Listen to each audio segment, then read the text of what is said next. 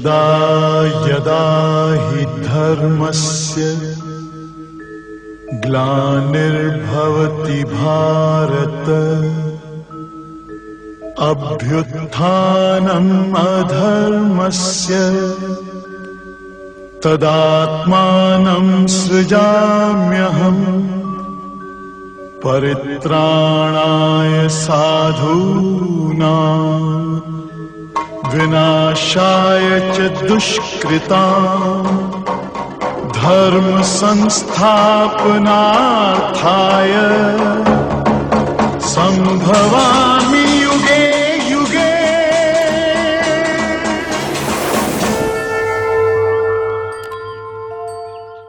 ನಮಸ್ಕಾರ ವೀಕ್ಷಕರೇ, ಕನ್ನಡ 9ಗೆ ಸ್ವಾಗತ. ಹಿಂದಿನ ಸಂಚಿಕೆಯಲ್ಲಿ ಭಗವದ್ಗೀತೆಯಲ್ಲಿ ಬರುವಂತಹ 9 ಜ್ಞಾನ ಶ್ಲೋಕಗಳನ್ನ ತಿಳಿದುಕೊಂಡ್ವಿ. ಇಂದಿನ ಸಂಚಿಕೆಯಲ್ಲಿ ಭಗವದ್ಗೀತೆಯಲ್ಲಿ ಬರುವಂತಹ 18 ಅಧ್ಯಾಯಗಳ ಕಿರುಪರಿಚಯವನ್ನ ಮಾಡ್ಕೊಳ್ಳೋಣ. ಗೀತಾಮೃತ ಕಾರ್ಯಕ್ರಮದಲ್ಲಿ ಇವತ್ತು ನಮ್ಮ ಜೊತೆ ಇದ್ದಾರೆ ಶ್ರೀಮತಿ ದಿವ್ಯಾ ಅವರು. ಕಾರ್ಯಕ್ರಮಕ್ಕೆ ಅವ್ರನ್ನ ಸ್ವಾಗತ ಕೋರೋಣ, ಬನ್ನಿ. ನಮಸ್ಕಾರ ವೀಕ್ಷಕರೇ, ಕನ್ನಡ 9 ವಾಹಿನಿಗೆ ಸ್ವಾಗತ.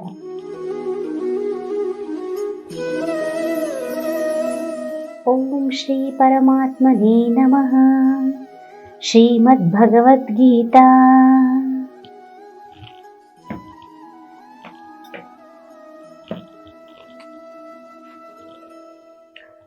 ವೀಕ್ಷಕರೇ, ಇಂದು ನಾವು ಭಗವದ್ಗೀತೆಯಲ್ಲಿ 18 ಅಧ್ಯಾಯಗಳು ಅಂತ ಹೇಳಿ ಕೇಳಿದ್ವಿ ಹಿಂದಿನ ಸಂಚಿಕೆಯಲ್ಲಿ. ಹಾಗೆ ಈ ದಿನ ನಾವು ಆ 18 ಅಧ್ಯಾಯಗಳಲ್ಲಿ ಬರ್ತಕ್ಕಂತಹ ಪ್ರಮುಖವಾಗಿರ್ತಕ್ಕಂತಹ ಏನು 1ನೇ ಅಧ್ಯಾಯ 2ನೇ ಅಧ್ಯಾಯದಲ್ಲಿ ಏನಿದೆ ಅನ್ನೋದನ್ನು ನಾವು ತಿಳಿತಾ ಹೋಗೋಣ. 1ನೇ ಅಧ್ಯಾಯ ಅರ್ಜುನ ವಿಷಾದ ಯೋಗ. ನೋಡಿ, ಈ ಅರ್ಜುನ ವಿಷಾದ ಯೋಗ ಅಂದರೆ ಕುರುಕ್ಷೇತ್ರ ರಣರಂಗದಲ್ಲಿ ಮಹಾಭಾರತದ ಮೊದಲಲ್ಲಿ ಈ ಏನು ಭಗವದ್ಗೀತೆಯನ್ನು ಉಪದೇಶವನ್ನ ಮಾಡತಕ್ಕಂತಹ ಸಂದರ್ಭದಲ್ಲಿ ಈ ಕುರುಕ್ಷೇತ್ರ ರಣರಂಗದಲ್ಲಿ ಸೇನಾ ಅವಲೋಕನ ಅಂದ್ರೆ ಈ ಸೇನೆಯಲ್ಲಿ ಯಾರ್ಯಾರು ಭಾಗವಹಿಸಿದ್ದಾರೆ ಅನ್ನೋದನ್ನ ನೋಡ್ತಾ ಇರ್ತದೆ. ಅಂದ್ರೆ ಶತ್ರು ಸೈನ್ಯಗಳ ಯುದ್ಧ ಸನ್ನದ್ಧವಾಗಿ ನಿಂತಿರುವಾಗ ಮಹಾಯೋಧನಾಗಿರ್ತಕ್ಕಂತಹ ಅರ್ಜುನ ಎರಡೂ ಸೈನ್ಯಗಳಲ್ಲಿಯೂ ನೋಡ್ತಾನೆ ಬಂದು ಈ ಯಾರ್ಯಾರು ಈ ಸೈನ್ಯದಲ್ಲಿ ಭಾಗವಹಿಸಿದ್ದಾರೆ ಅನ್ನೋದನ್ನ ನೋಡ್ತಾ ಇರ್ತಕ್ಕಂಥ ಸಂದರ್ಭದಲ್ಲಿ ಅಲ್ಲಿ ಎರಡೂ ಸೈನ್ಯಗಳಲ್ಲಿಯೂ ಕೂಡ ತನ್ನ ಆತ್ಮೀಯ ಬಂಧುಗಳು, ಗುರುಗಳು, ತನ್ನ ಅಣ್ಣ ತಮ್ಮಂದಿರು ಎಲ್ಲರೂ ಕೂಡ, ಸ್ನೇಹಿತರು ಎಲ್ಲರೂ ಕೂಡ ಯುದ್ಧ ಮಾಡೋದಿಕ್ಕೆ ನಿಂತಿದ್ದಾರೆ. ಅದನ್ನ ಅರ್ಜುನ ನೋಡ್ತಾನೆ. ಅವನಿಗೆ ದುಃಖ ಉಂಟಾಗತ್ತೆ. ಯಾಕೆ ನಾನು ನನ್ನ ಅಣ್ಣ ತಮ್ಮಂದಿರನ್ನ ಗುರುಗಳ ಜೊತೆ ಯುದ್ಧವನ್ನ ಮಾಡ್ಬೇಕಲ್ಲ, ಅವರೆಲ್ಲರೂ ಕೂಡ ಮರಣವನ್ನು ಹೊಂದಿದ್ದಾರಲ್ಲ, ಆ ಪಾಪ ನನ್ನ ಕೈಯಲ್ಲಿ ಸಿಕ್ಕೊಳ್ಳತ್ತೆ, ಹಾಗಾಗಿ ನಾನು ಯುದ್ಧವನ್ನು ಮಾಡೋದಿಲ್ಲ ಅಂತ ಹೇಳಿ ಅವನು ಶಕ್ತಿ ಹೊಂದುತ್ತಾ ಹೋಗ್ತಾನೆ. ಹೇಗೆ ತನ್ನ ಮನಸ್ಸನ್ನ ಆ ಯುದ್ಧವನ್ನ ಮಾಡಬೇಕೆಂಬ ಸಂಕಲ್ಪವು ಆಗಿಬಿಟ್ಟಿರುತ್ತೆ, ಆದರೆ ಅದು ನಾನು ಮಾಡೋದಿಲ್ಲ ಅಂತ ಹೇಳಿ ತನ್ನ ದುಃಖವನ್ನ ವ್ಯಕ್ತಪಡಿಸುವಂತಹದ್ದೇ ಈ ಅರ್ಜುನ ವಿಷಾದ ಯೋಗ. ವಿಷಾದ ಅಂತ ಅಂದ್ರೆ ದುಃಖದಿಂದ ಹೇಳ್ಕೊಳ್ಳುವಂಥದ್ದೇ ಈ 1ನೇ ಅಧ್ಯಾಯದಲ್ಲಿ ಬರ್ತಕ್ಕಂಥದ್ದು.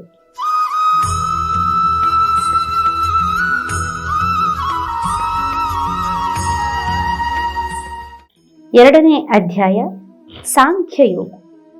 ಏನು ಈ ಸಾಂಖ್ಯಯೋಗ ಅಂತ ಅಂದ್ರೆ ಈ ಗೀತಾಸಾರ ಸಂಗ್ರಹದಲ್ಲಿ ನಾವು ಅರ್ಜುನನು ಕೃಷ್ಣನ ಶಿಷ್ಯನಾಗಿ ತಲೆಬಾಗ್ತಾನೆ. ಭಗವಂತ, ನನಗೆ ಯುದ್ಧವನ್ನು ಮಾಡೋದಿಕ್ಕೆ ಬಂದಿದ್ದೇನೆ, ಎಲ್ಲರೂ ಕೂಡ ಯುದ್ಧ ಸನ್ನದ್ಧರಾಗಿ ನಿಂತಿದ್ದಾರೆ, ನಾನು ಹೇಗೆ ಯುದ್ಧವನ್ನು ಮಾಡಲಿ? ಈ ಏನು ನಮ್ಮಲ್ಲಿರ್ತಕ್ಕಂಥ ಶಾಶ್ವತವಾದಂತಹ ಆತ್ಮ ಹಾಗೆ ದೇಹ, ಇವುಗಳ ನಡುವೆ ಇರ್ತಕ್ಕಂಥ ವ್ಯತ್ಯಾಸವೇನು? ಹಾಗೆ ಈ ದೇಹದಿಂದ ದೇಹಕ್ಕೆ ಸಾಗುವಂತಹ ಪ್ರಕ್ರಿಯೆ ಈ ಆತ್ಮ, ಇದರ ಬಗ್ಗೆ, ಹಾಗೆ ಇಲ್ಲಿ ಹೇಳಿರ್ತಕ್ಕಂಥದ್ದು ಪರಮಾತ್ಮನಿಗೆ ನಿಸ್ವಾರ್ಥ ಸೇವೆಯ ಸ್ವರೂಪ. ಹಾಗೆ ಆತ್ಮ ಸಾಕ್ಷಾತ್ಕಾರವನ್ನು ನಾವು ಹೇಗೆ ಮನುಷ್ಯನಲ್ಲಿ ಬೆಳೆಸಬೇಕು ಅನ್ನೋದನ್ನ ಈ ಸಾಂಖ್ಯ ಯೋಗದಲ್ಲಿ ವಿವರಣೆ ಮಾಡ್ತಕ್ಕಂಥದ್ದು ಇದು 2ನೇ ಅಧ್ಯಾಯ.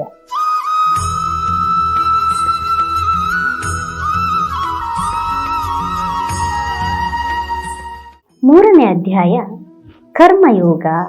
ನೋಡಿ, ಈ ಕರ್ಮಯೋಗದಲ್ಲಿ ಪ್ರತಿಯೊಬ್ಬನು ಕೂಡ ಯಾವುದೋ ಒಂದು ಬಗೆಯ ಕರ್ಮವನ್ನ ಮಾಡಲೇಬೇಕು. ಅಂದ್ರೆ ಇದು ಮನುಷ್ಯನ ಸಹಜ ಗುಣ, ಇದು ಬದುಕಿಗೆ ಸಂಬಂಧಿಸಿದಂತಾಗಿರತಕ್ಕಂಥದ್ದು. ಹಾಗೆ ಈ ಸ್ವಾರ್ಥ ಉದ್ದೇಶಗಳನ್ನು ಹೊಂದದೆ ಮಾನವ ತನ್ನ ಸಂತೋಷಕ್ಕಾಗಿ ಕರ್ಮವನ್ನ ಮಾಡುವುದು. ಅಂದ್ರೆ ಮನುಷ್ಯನ ಕರ್ಮದ ನಿಯಮದಿಂದ ನಾವು ಹೇಗೆ ಕ್ರಿಯೆ ಮತ್ತೆ ಪ್ರಕ್ರಿಯೆ ಈ ಎರಡನ್ನೂ ಕೂಡ, ಅಂದ್ರೆ ಆತ್ಮ ಮತ್ತೆ ದೇಹ ಇವೆರಡೂ ಕೂಡ ಪರಮ ಪ್ರಭುವನ್ನ ನಾವು ಹೊಂದುವುದರಿಂದ ಈ ದಿವ್ಯ ಜ್ಞಾನವನ್ನ ಪಡೆಯತಕ್ಕಂಥದ್ದೇ ಈ ಕರ್ಮಯೋಗ. ಪ್ರತಿಯೊಬ್ಬನು ಕೂಡ ತನ್ನ ಕರ್ಮಗಳನ್ನ, ಕೆಲಸಗಳನ್ನ, ತನ್ನ ಕರ್ತವ್ಯವನ್ನ ಮಾಡಲೇಬೇಕು ಅನ್ನೋದನ್ನ ತಿಳಿಸ್ತಕ್ಕಂಥದ್ದೇ ಈ ಕರ್ಮಯೋಗ.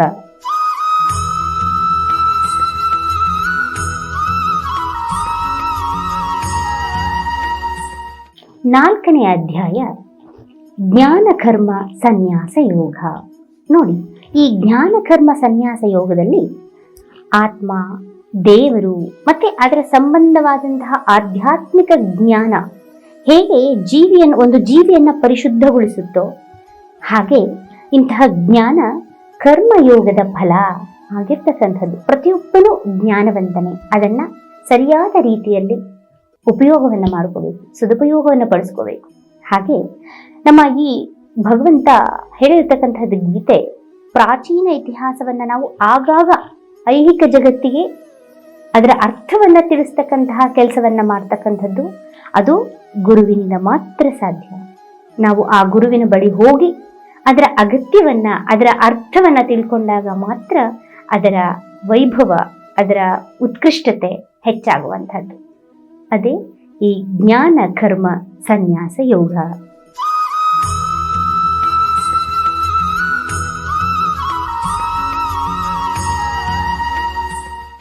ಅಧ್ಯಾಯ 5 ಕರ್ಮ ಸನ್ಯಾಸ ಯೋಗ. ಏನು ಈ ಕರ್ಮ ಸನ್ಯಾಸ ಯೋಗ? ನೋಡಿ, ಇದರಲ್ಲಿ ಏನು ಹೊರ ಜಗತ್ತಿನಲ್ಲಿ ಎಲ್ಲರೂ ಕೂಡ ತಮ್ಮ ಕರ್ಮಗಳನ್ನ ಮಾಡ್ತಾರೆ, ಆದರೆ ಅಂತರಂಗದಲ್ಲಿ ಅದರ ಫಲಗಳನ್ನ ಹೇಗೆ ನಿರಾಕರಿಸ್ತಾರೆ, ಹೇಗೆ ಸ್ವೀಕರಿಸ್ತಾರೆ ಅನ್ನೋದ್ರ ಬಗ್ಗೆ ತಿಳ್ಕೊಳ್ಳುವಂಥದ್ದು. ಹಾಗೆ ಈ ಆಧ್ಯಾತ್ಮಿಕ ಜ್ಞಾನದಲ್ಲಿ ನಾವು ಹೇಳೋದಾದ್ರೆ ಏನು ಈ ಅಗ್ನಿಯಿಂದ ಪರಿಶುದ್ಧವಾಗಿರ್ತಕ್ಕಂತಹ ನೋಡೋದಾದ್ರೆ ನಾವು ಅದರಲ್ಲಿ ಶಾಂತಿ, ಸಹನೆ, ನಿಸ್ವಾರ್ಥತೆ ಹಾಗೆ ಆಧ್ಯಾತ್ಮಿಕ ದರ್ಶನ ಇವುಗಳನ್ನ ನಾವು ಅದರೊಂದಿಗೆ ನಾವು ಆನಂದವನ್ನ ಪಡೆಯುವಂಥದ್ದನ್ನ ನಾವು ಈ ಕರ್ಮ ಸನ್ಯಾಸ ಯೋಗದಲ್ಲಿ ನಾವು ತಿಳಿದುಕೊಳ್ಬಹುದು.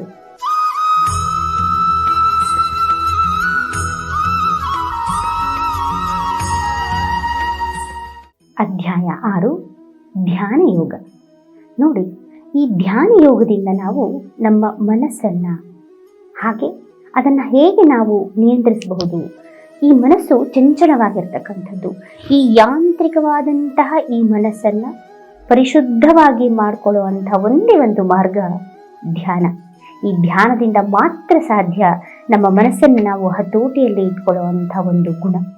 ಆದರೆ ನೋಡಿ, ಈ ಮನಸ್ಸನ್ನ ಮತ್ತೆ ಇಂದ್ರಿಯಗಳನ್ನ ಹೇಗೆ ನಿಯಂತ್ರಿಸಬಹುದು? ಹಾಗೆ ನಮ್ಮ ಹೃದಯದಲ್ಲಿ ನೆಲೆಸತಕ್ಕಂತಹ ಶ್ರೀಕೃಷ್ಣ ಪರಮಾತ್ಮನ ನಾವು ಧ್ಯಾನ ಮಾಡೋದ್ರಿಂದ ಈ ಧ್ಯಾನವನ್ನ ಬಹಳಷ್ಟು ಅಮೋಘವಾಗಿ ವಿವರಿಸ್ತಕ್ಕಂಥದ್ದು. ಹಾಗೆ ನಾವು ನಮ್ಮ ಗಮನವನ್ನ ಒಂದೇ ಕಡೆ ಕೇಂದ್ರೀಕರಿಸೋ ಹಾಗೆ ಮಾಡುವಂತಹದ್ದೇ, ಆ ಮಾಡುವಂತಹ ಶಕ್ತಿಯೇ ಈ ಧ್ಯಾನ. ಹಾಗಾಗಿ ಶ್ರೀಕೃಷ್ಣ ಪರಮಾತ್ಮ ಅಧ್ಯಾಯ 6ರಲ್ಲಿ ಈ ಧ್ಯಾನ ಯೋಗದ ಬಗ್ಗೆ ವಿವರಣೆಯನ್ನ ಮಾಡಿದ್ದಾರೆ.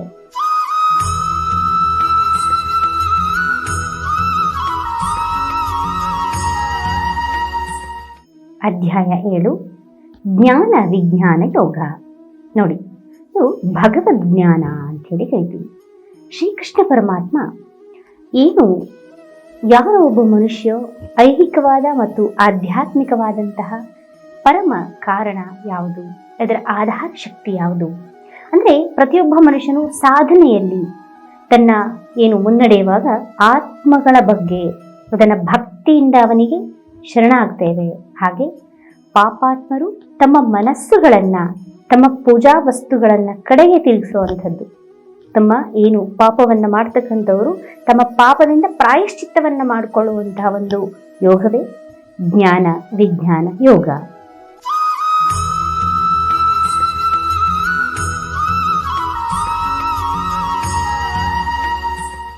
ಅಕ್ಷರ ಬ್ರಹ್ಮ ಯೋಗ. ನೋಡಿ, ಭಗವತ್ ಪ್ರಾಪ್ತಿ ಅಂತ ಹೇಳ್ಬೋದು. ಅಂದ್ರೆ ಮನುಷ್ಯ ತನ್ನ ಜೀವನದುದ್ದಕ್ಕೂ ಕೂಡ ಮತ್ತೆ ಮುಖ್ಯವಾಗಿ ನಾವೇನು ಆ ಮರಣಕಾಲದಲ್ಲಿ ನಾವು ಶ್ರೀಕೃಷ್ಣನನ್ನ ಭಕ್ತಿಯಿಂದ ಸ್ಮರಿಸಿದ್ರೆ ನಮ್ಮ ಎಲ್ಲ ಏನು ಐಹಿಕ ಜಗತ್ತಿನಾಚೆಗಿರ್ತಕ್ಕಂತಹ ಕೃಷ್ಣನ ಈ ಏನು ಮನಸ್ಸಿನಲ್ಲಿ ನಾವು ಸೇರಬಹುದು ಅನ್ನೋದನ್ನ ಅಕ್ಷರ ಬ್ರಹ್ಮಯೋಗ ಇದರಲ್ಲಿ ನಾವು ತಿಳ್ಕೋಬಹುದು.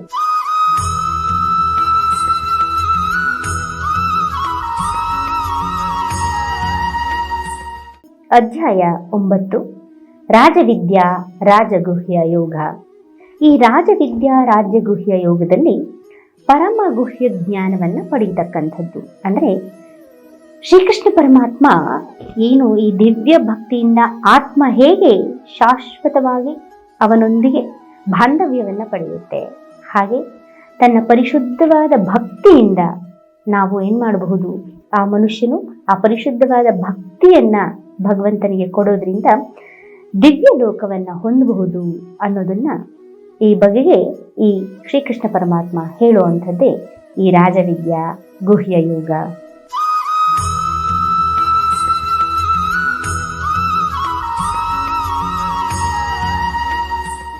ಅಧ್ಯಾಯ 10 ವಿಭೂತಿ ಯೋಗ. ನೋಡಿ, ಇದರಲ್ಲಿ ಭಗವಂತನ ಐಶ್ವರ್ಯವನ್ನ ನಾವು ನೋಡ್ತೇವೆ.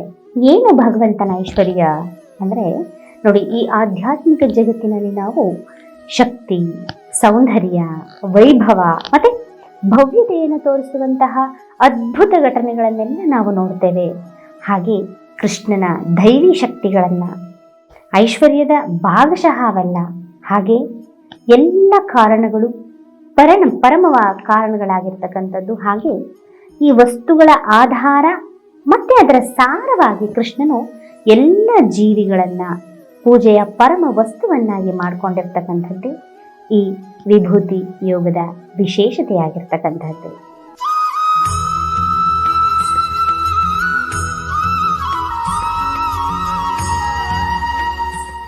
ಅಧ್ಯಾಯ 11 ವಿಶ್ವರೂಪ ದರ್ಶನ ಯೋಗ. ನೋಡಿ, ಇಲ್ಲಿ ಶ್ರೀಕೃಷ್ಣ ಪರಮಾತ್ಮ ತನ್ನ ವಿಶ್ವರೂಪವನ್ನು ತೋರಿಸ್ತಕ್ಕಂಥದ್ದು. ಶ್ರೀಕೃಷ್ಣ ಅರ್ಜುನನಿಗೆ ದಿವ್ಯ ನೇತ್ರಗಳನ್ನು ಅನುಗ್ರಹಿಸ್ತಾನೆ. ಆ ದಿವ್ಯ ನೇತ್ರಗಳಿಂದ ತನ್ನ ವೈಭವದ ಅನಂತ ರೂಪವನ್ನ ವಿಶ್ವರೂಪವನ್ನಾಗಿ ದರ್ಶನ ಮಾಡುತ್ತಾನೆ.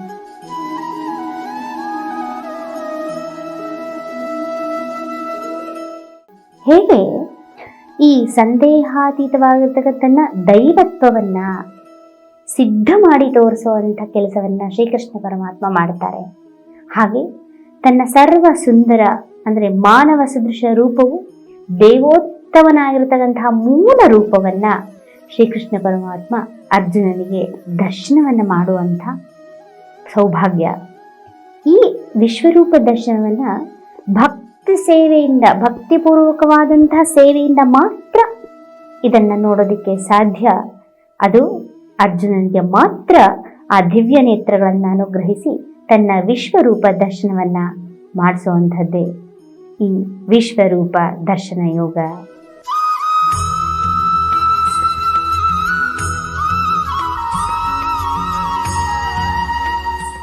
ಅಧ್ಯಾಯ 12 ಭಕ್ತಿ ಯೋಗ.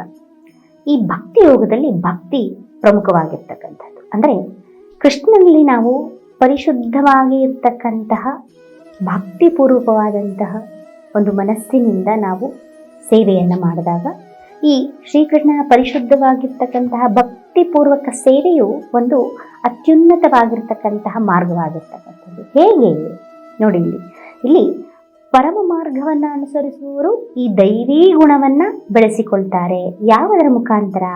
ಭಕ್ತಿಯ ಮುಖಾಂತರ. ಅದನ್ನೇ ಶ್ರೀಕೃಷ್ಣ ಪರಮಾತ್ಮ ಈ ಭಕ್ತಿ ಯೋಗದಲ್ಲಿ ತಿಳಿಸಿರುವಂತಹದ್ದು.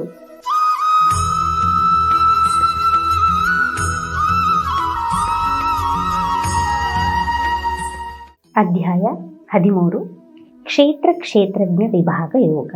ನೋಡಿ, ಇದರಲ್ಲಿ ಪ್ರಕೃತಿ, ಪುರುಷ ಮತ್ತು ಪ್ರಜ್ಞೆ ಇವುಗಳ ಬಗ್ಗೆ ತಿಳಿಸ್ತಕ್ಕಂಥದ್ದು.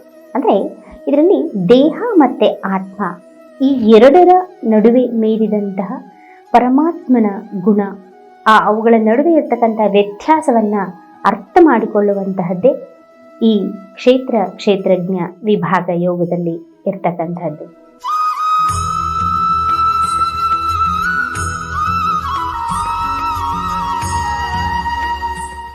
ಅಧ್ಯಾಯ 14ರಲ್ಲಿ ಗುಣತ್ರಯ ವಿಭಾಗ ಯೋಗ. ಏನು ಈ ಗುಣತ್ರಯ ವಿಭಾಗ ಯೋಗಗಳು ಅನ್ನೋದನ್ನು ನಾವು ಭೌತಿಕ ಪ್ರಕೃತಿಯ ತ್ರಿಗುಣಗಳು ಅಂತ ಹೇಳ್ಬೋದು. ಯಾವ ಆ ತ್ರಿಗುಣಗಳು? ಸಾತ್ವಿಕ, ರಾಜಸ ಮತ್ತು ತಾಮಸ. ಈ ಮೂರೂ ಗುಣಗಳು ಯಾವುವು? ಈ ಮೂರೂ ಗುಣಗಳಿಂದ ಅವು ಹೇಗೆ ನಮ್ಮ ಮೇಲೆ ಹೇಗೆ ಪರಿಣಾಮವನ್ನು ಬೀರುತ್ತೆ ಅಂದರೆ ಮನುಷ್ಯನು ಅವುಗಳೆಲ್ಲವನ್ನು ಕೂಡ ಮೀರುವುದು ಹೇಗೆ ಎನ್ನುವುದಕ್ಕೆ ಮತ್ತೆ ಅವುಗಳ ದಿವ್ಯ ಸ್ಥಿತಿಯನ್ನ ಪಡೆದವನನ್ನ ಅದರ ಲಕ್ಷಣಗಳನ್ನ ಶ್ರೀಕೃಷ್ಣನು ವಿವರಿಸ್ತಾ ಇರ್ತಕ್ಕಂಥದ್ದೇ ಈ ಮೂರು ಗುಣಗಳು ಹಾಗೆ ಗುಣತ್ರಯ ವಿಭಾಗ ಯೋಗ.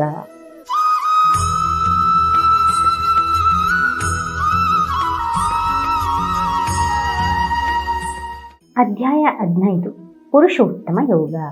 ಈ ಪುರುಷೋತ್ತಮ ಯೋಗದಲ್ಲಿ ನಾವು ವೈದಿಕ ಜ್ಞಾನದಲ್ಲಿ ಅಂತಿಮ ಗುರಿ ಏನು ಅಂತಂದರೆ ಎಲ್ಲ ಜಗತ್ತಿನ ಐಹಿಕ ತೊಡಕಿಗಳಿಂದ ನಾವು ಬಿಡಿಸಿಕೊಳ್ಳುವಂಥದ್ದು, ಐಹಿಕ ಜಗತ್ತಿನಿಂದ ನಮ್ಮನ್ನು ಬಿಡುಗಡೆ ಮಾಡತಕ್ಕಂಥದ್ದು ಅಂತ ಅಂದರೆ ನೋಡಿ, ಇಲ್ಲಿ ಭಗವಂತ ಶ್ರೀಕೃಷ್ಣ ಪರಮಾತ್ಮ ಹೇಳ್ತಾ ಇರ್ತಕ್ಕಂಥದ್ದು ಏನು ತಮ್ಮ ವ್ಯಕ್ತಿತ್ವವನ್ನು ತಿಳಿದುಕೊಂಡವನು ಮಾತ್ರ ಆ ಭಗವಂತನಿಗೆ ಶರಣಾಗತನಾಗ್ತಾನೆ. ಅಂದರೆ ಭಗವಂತನ ವ್ಯಕ್ತಿತ್ವವನ್ನು ತಿಳಿಸುವಂತಹ ಶಕ್ತಿಯನ್ನ ಹೊಂದಿರತಕ್ಕಂಥದ್ದು, ಎಲ್ಲವುದರಲ್ಲೂ ಕೂಡ ಅದರಲ್ಲಿ ಬಿಡುಗಡೆಯನ್ನ ಹೊಂದುವಂತಹ ಕೆಲಸವನ್ನು ಮಾಡುವಂಥದ್ದೇ ಈ ಪುರುಷೋತ್ತಮ ಯೋಗದಲ್ಲಿ ಬರ್ತಕ್ಕಂಥದ್ದು.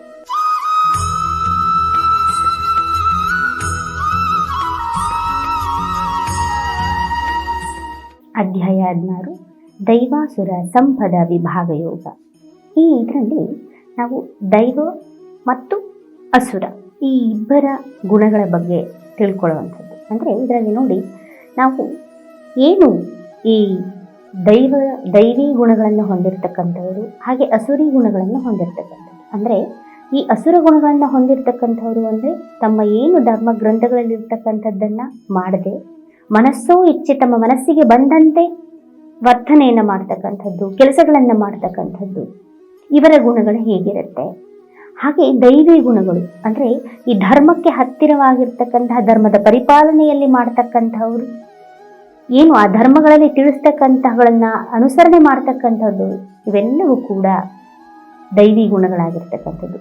ಈ ಎರಡೂ ಏನು ವಿಭಾಗಗಳಲ್ಲಿ ನಾವು ಗುಣಗಳನ್ನು ದೈವಿ ಸಂಪದ ಅಸುರ ಇವುಗಳ ನಡುವೆ ಇರ್ತಕ್ಕಂಥ ಗುಣಗಳ ಬಗ್ಗೆ ತಿಳ್ಕೊಳ್ಳುವಂಥದ್ದೇ ದೈವಾಸುರ ಸಂಪದ ಯೋಗ.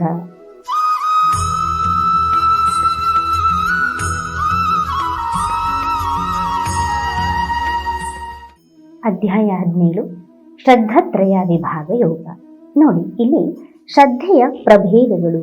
ಯಾವುದು ಶ್ರದ್ಧೆಯ ಪ್ರಭೇದಗಳು? ಸಾತ್ವಿಕ, ರಾಜಸ, ತಾಮಸ ಈ ಮೂರೂ ಗುಣಗಳು.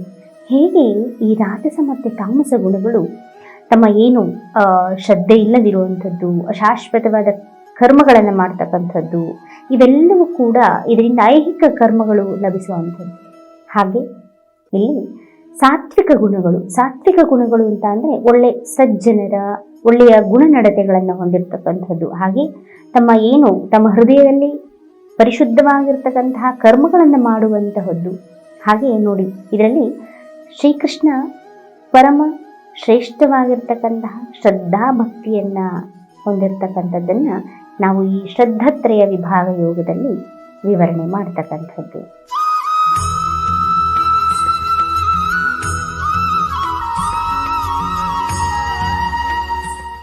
ಕೊನೆಯ ಅಧ್ಯಾಯ 18 ಮೋಕ್ಷ ಸನ್ಯಾಸ ಯೋಗ. ಅಂದರೆ ವೈರಾಗ್ಯದ ಪರಿಪೂರ್ಣತೆಯನ್ನು ಹೊಂದಿರತಕ್ಕಂಥದ್ದು. ನೋಡಿ, ಇಲ್ಲಿ ಈ ಸನ್ಯಾಸದ ಅರ್ಥ ಮನುಷ್ಯನ ಪ್ರಜ್ಞೆ ಹಾಗೂ ಅವನ ಕೆಲಸ ಕಾರ್ಯಗಳ ಮೇಲೆ ಇರ್ತಕ್ಕಂಥ ಒಂದು ಆಗುವಂತಹ ಪರಿಣಾಮ. ಅದು ಹೇಗೆ ನಮ್ಮ ಜೀವನದಲ್ಲಿ ಕೊನೆಯದಾಗಿ ಮೋಕ್ಷವನ್ನು ಹೇಗೆ ಸಂಪಾದನೆಯನ್ನು ಮಾಡಬೇಕು, ಈ ಮೋಕ್ಷ ಸಂಪಾದನೆಯಲ್ಲಿ ನಮ್ಮ ಅಂತಿಮ ನಿರ್ಣಯ ಹೇಗೆ, ಧರ್ಮದ ಅತ್ಯುನ್ನತ ಮಾರ್ಗವೆಂದರೆ ಶ್ರೀಕೃಷ್ಣನಲ್ಲಿ ನಾವು ಮನಃಪೂರ್ವಕವಾಗಿ ಸೇವೆಯನ್ನು ಮಾಡುವಂಥದ್ದು. ಎಂತಹ ಸೇವೆ? ಭಕ್ತಿ ಸೇವೆ. ಆ ಭಕ್ತಿ ಸೇವೆಯನ್ನು ಮಾಡಿದಾಗ ಮಾತ್ರ ಶ್ರೀಕೃಷ್ಣ ಪರಮಾತ್ಮ ಒಲಿಯುವಂಥದ್ದು. ಹಾಗೆ ಆ ಪರಿಪೂರ್ಣವಾದ ಜ್ಞಾನವನ್ನು ತಿಳ್ಕೊಳ್ಳುವಂಥದ್ದು. ಹಾಗೆ ಆ ಶ್ರೀಕೃಷ್ಣನ ಶಾಶ್ವತವಾದ ಒಂದು ಮನಸ್ಸಿನಲ್ಲಿ ಸ್ಥಾನವನ್ನು ಪಡೆದುಕೊಳ್ಳೋದಕ್ಕೆ ಈ ಭಗವದ್ಗೀತೆ ಒಂದು ಮಾರ್ಗವಾಗಿರ್ತಕ್ಕಂಥದ್ದು. ಅದೇ ಮೋಕ್ಷ ಸನ್ಯಾಸ ಯೋಗ ಅಂಥೇಳಿ ನಾವು ಹೇಳಬಹುದು. ಈ ಭಗವದ್ಗೀತೆಯ 18 ಅಧ್ಯಾಯಗಳ ಒಂದು ವಿವರಣೆಯನ್ನು ನಾವು ಇಂದಿನ ಸಂಚಿಕೆಯಲ್ಲಿ ತಿಳ್ಕೊಂಡಿದ್ದೇವೆ.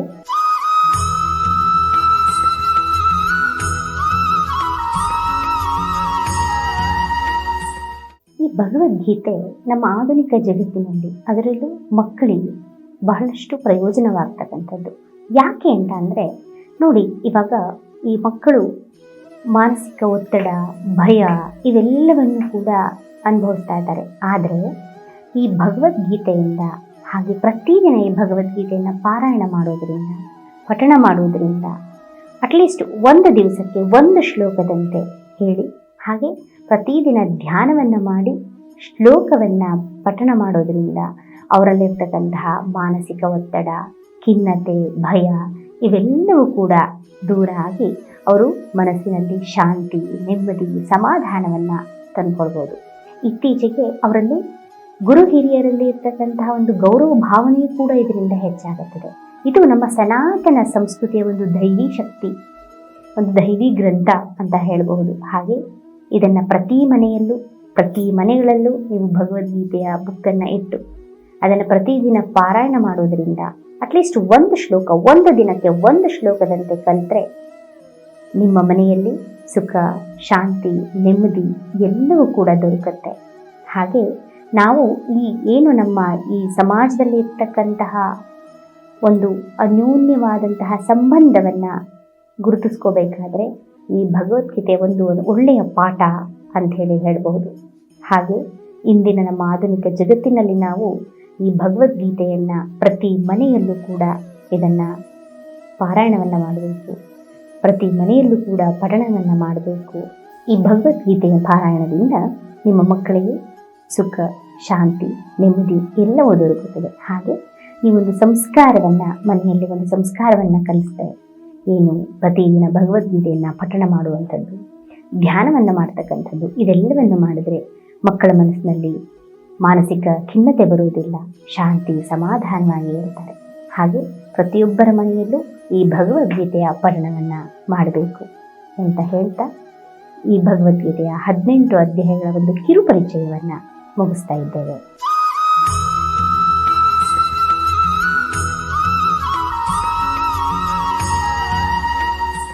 ಎಲ್ಲರಿಗೂ ಒಳ್ಳೆಯದಾಗಲಿ.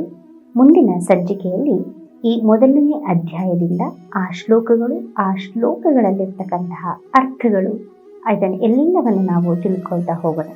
ಹಾಗೆ ಕೊನೆಯಲ್ಲಿ ಒಂದು ಪುಟ್ಟ ಸಲಹೆಯನ್ನು ನೀಡೋಣ. ಇದೊಂದು ಪುಟ್ಟ ಸಲಹೆ ನೋಡಿ, ಮಂಗಳ ದ್ರವ್ಯಗಳಲ್ಲಿ ಅರಿಶಿನಕ್ಕೆ ಮೊದಲನೇ ಸ್ಥಾನ. ಹೌದು, ನಾವು ಅರಿಶಿನ ಕುಂಕುಮ ಅಂಥೇಳಿ ಕರಿತೀವಿ, ಆದರೆ ಕುಂಕುಮ ಅರಿಶಿನ ಅಂತ ಕರೆಯೋದಿಲ್ಲ. ಯಾಕೆ ನೋಡಿ, ಅರಿಶಿನದಲ್ಲಿ ಎಷ್ಟು ಮಹತ್ವವಿದೆ ಅಂತ ಅಂದರೆ ಅದು ಸುಮಂಗಲಿಯರಿಗೆ ಒಂದು ವರದಾನ. ಅಂದರೆ ನಾವು ಮಹಿಳೆಯರಿಗೆ ತಾಂಬೂಲವನ್ನು ಕೊಡುವಾಗ ಅರಿಶಿನ ಕುಂಕುಮವನ್ನು ಕೊಡ್ತೇವೆ. ಹಾಗೆ ಅರಿಶಿನ ಅಂದರೆ ಸೌಭಾಗ್ಯದ ಸಂಕೇತ. ಹಾಗಾಗಿ ಮೊದಲು ಅರಿಶಿನವನ್ನು ಕೊಟ್ಟು ನಂತರದಲ್ಲಿ ಕುಂಕುಮವನ್ನು ಕೊಡುವಂಥ ಒಂದು ಸಾಂಪ್ರದಾಯಿಕ ವ್ಯವಸ್ಥೆ ನಮ್ಮ ಸಮಾಜದಲ್ಲಿ ಇರ್ತಕ್ಕಂಥದ್ದು. ಹಾಗೆ ಅರಿಶಿನ ಎಂದರೆ ಸೌಭಾಗ್ಯದ ಸಂಕೇತವಾಗಿರುವುದರಿಂದಲೇ ನಾವು ಮೊದಲು ಅರಿಶಿನವನ್ನು ಕೊಡ್ತೇವೆ, ನಂತರ ಕುಂಕುಮವನ್ನು ಕೊಡ್ತೇವೆ. ಮುಂದಿನ ಸಂಚಿಕೆಯಲ್ಲಿ ಭಗವದ್ಗೀತೆಯ ಮೊದಲನೇ ಅಧ್ಯಾಯವಾಗಿರತಕ್ಕಂಥ ಅರ್ಜುನ ವಿಷಾದ ಯೋಗದ ಬಗ್ಗೆ ತಿಳ್ಕೊಳ್ತಾ ಹೋಗೋಣ. ನಮಸ್ಕಾರ ವೀಕ್ಷಕರೇ. ಕನ್ನಡ 9 ವಾಹಿನಿಯ ಎಲ್ಲ ವೀಕ್ಷಕರಿಗೂ ಕೂಡ ಧನ್ಯವಾದಗಳು.